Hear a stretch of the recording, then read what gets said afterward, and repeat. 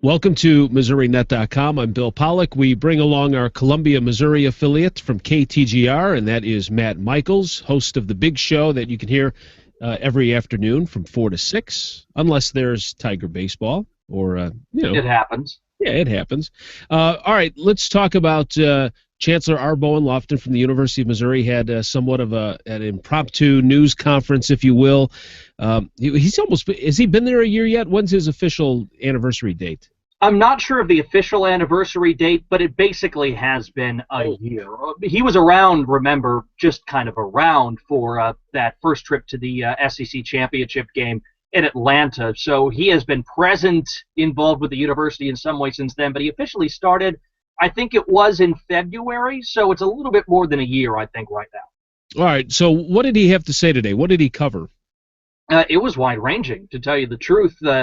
Whatever you want to know about, from Mack Rhoades and coming in to money for athletics and fundraising and how he thinks that could go, even covering things that he thinks he could see athletics growing into, talked a little bit about Title IX concerns. It was, yeah, I wouldn't say it was no holds barred, but it was definitely ask me a question and I'll be able to answer. And Bowen Loftin has been articulate about all things sports for several months now. At the start, it was a little bit tough for him getting invested and involved into the university and understanding where everything is. The impression I came away from today is he's got his fingertip on the pulse of athletics for sure, just like he did for so many years at Texas A&M. As they transition from Mack Rhoades or from Mike Alden into Mack Rhoades, do you see Loftin taking more of a public stance and becoming more visible and having more things to say? I don't know about that. I think he's never shied away from, when he is asked, saying something that he feels is important. And he did that today on a couple of occasions. It talked about attendance. He said, we haven't sold out for Field consistently. How do we find ways to do that? Even brought up something that I hadn't really heard about before, which is mentioning to Mack Rhoades that, 13 other schools in the SEC have men's tennis. We don't. How are we going to be able to get that done? So that sounds like it's something on his priority list. Now, I don't think he's going to meddle in the ways that would be done, but you can be sure that R. Bowen Loftin has things that he thinks about in ways that athletics can be enhanced. He maybe sets that out as a guideline. As he described it, he's not telling Mack Rhoades, I want you to have this vision or this plan, but he is saying these are expectations of the job that I have for you. Now go out and find the best way to do it, and how I can help you achieve that, let me know. And it sounds like that's what he expects Mack Rhoades to do for the individual coaches for all the programs at Mizzou. Here's the type of success we're aiming for. Now, how can I help you as the new AD have resources to go out and do that? We're talking with Matt Michaels from KTGR. Now, Matt, you are a former student. You're alumni of the University of Missouri, journalism, big sports guy. As a former student, how important is it to have some kind of interaction with the chancellor in this stuff? Does it play an important role in a student's life? That's a good question. I think that it can, but it has to be somebody who's dynamic. Brady Deaton was a fine chancellor for many years at the University of Missouri, but was he as dynamic a leader as Bowen Loftin is? Was he as active, certainly on social media, as accessible to students? I never got the impression that he was as accessible, even though you knew he was.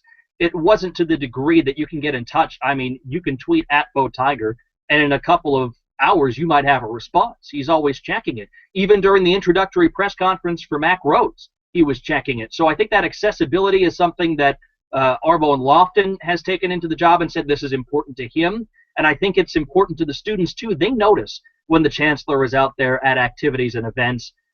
He said something today along the lines of, I don't know if it helps me or if it helps, say, attendance to have, my presence out at games, but he wants to be there, because if there maybe is a game that's not well attended, many of the men's basketball games weren't on the student side.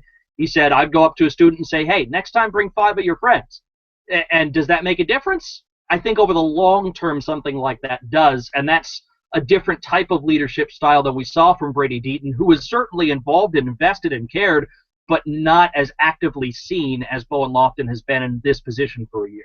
That's a great answer to my question, because that's exactly how I see Loftin. I think when you think of a university chancellor, all right, let's be honest. You think of some nerdy looking guy, right? And so you look at Loftin. He's got the bow tie, and I mean he fits that, that stereotype of what you expect from a chancellor. But this is a cool, I remember like after seeing some interactions from him, the thought that I had in my mind was, that's a cool dude.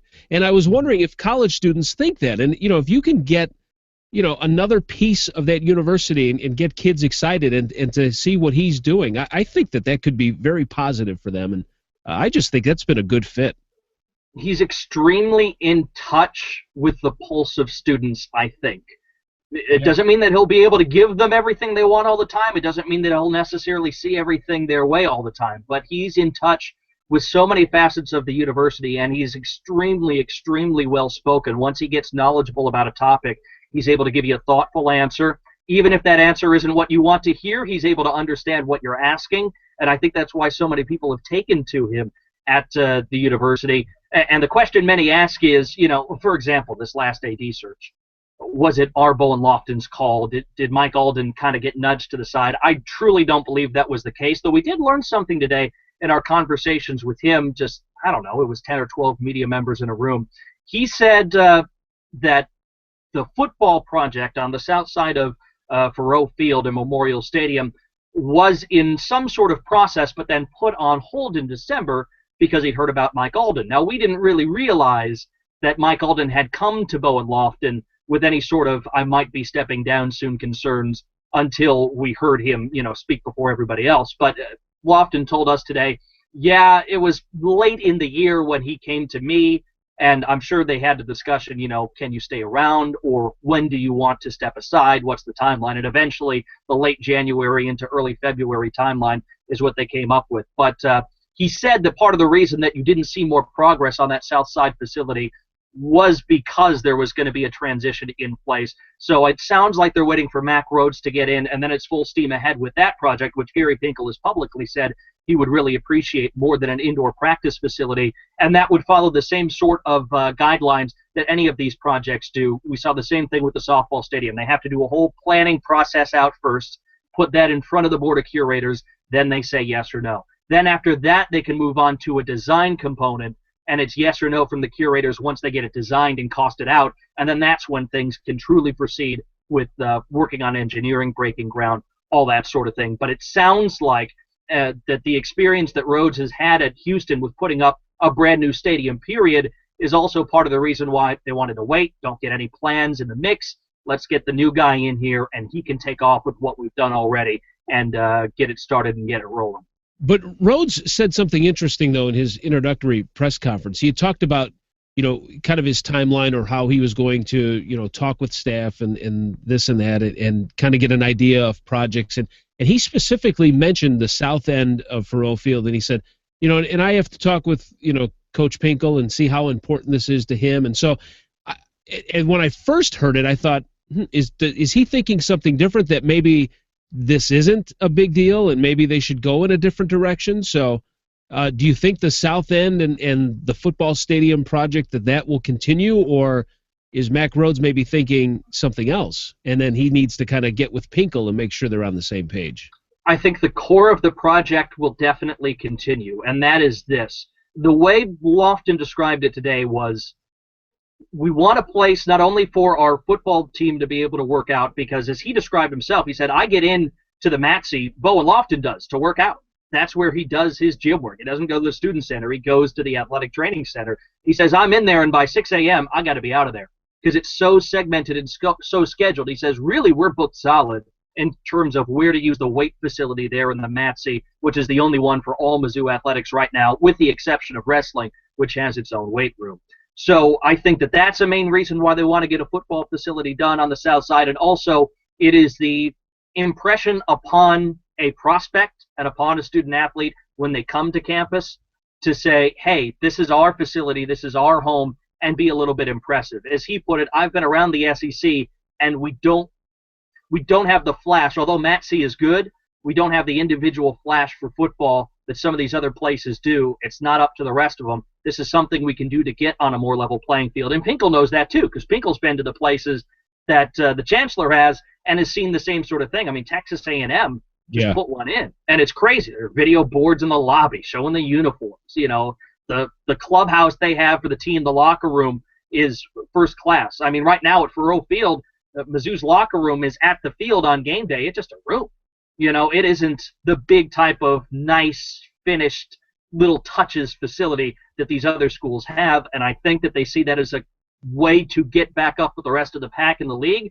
So I think that that is a priority for not just that, but also freeing up the Matsy for other reasons.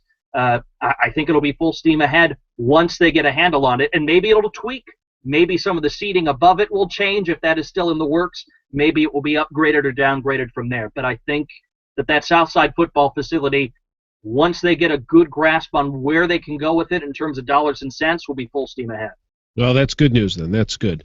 All right. Well, good update there on our Bowen Loftin and the words that he had to say. And, of course, we've got those comments for you at the bottom of this hangout at MissouriNet.com. And check out the big show today. How can people listen if they're not in the Columbia area and they want to check out your show? It is KTGR.com. Not today, not on Wednesday, because we've got Mizzou baseball on. But whenever we get a chance, sometimes there's baseball, sometimes there's not wrestling. Softball on occasion. If we were doing wrestling play-by-play, my head would explode because it's the busiest time of year right now here at the station. But 4 to 6 every weekday with some light exceptions. KTGR.com. That's how you find us. All right, perfect. Yeah, well, hey, keep your mouth quiet on that wrestling stuff because they do that up in Iowa. It's not that I'm against it. It's just that it's for national champion. Yeah, they're trying to go for a national championship. Absolutely. If I had to personally organize wrestling play-by-play, I would probably, like I said, there's too much stuff going on. I need to do one thing at a time. I'm going to be there, though. We're going to cover it on Friday. I'll have reports from out in St. Louis, so you'll be able to hear that on the big show. And then, obviously, Saturday, it could be a national title. And really, I think it should be. That's good stuff. All right, well, you're going to have to help us out because we've got high school basketball championships, too. Absolutely. We'll give and take, Scratch Absolutely. My back. Scratch yours. What do they say about that? Yeah, something Nothing like too personal, Pollock. No, we have to share hotels every once in a while. All right, well, listen, have fun at the wrestling championships. Lots going on. I mean, Mizzou's out of the tournament, but we might have a national champion, and we've got high school state championships stuff coming up. So, yeah, busy stuff. All right, Matt Michaels from KTGR, thank you as always. Of course, Bill. Thanks. All right, we'll catch up with you soon. Thanks for watching us here at MissouriNet.com.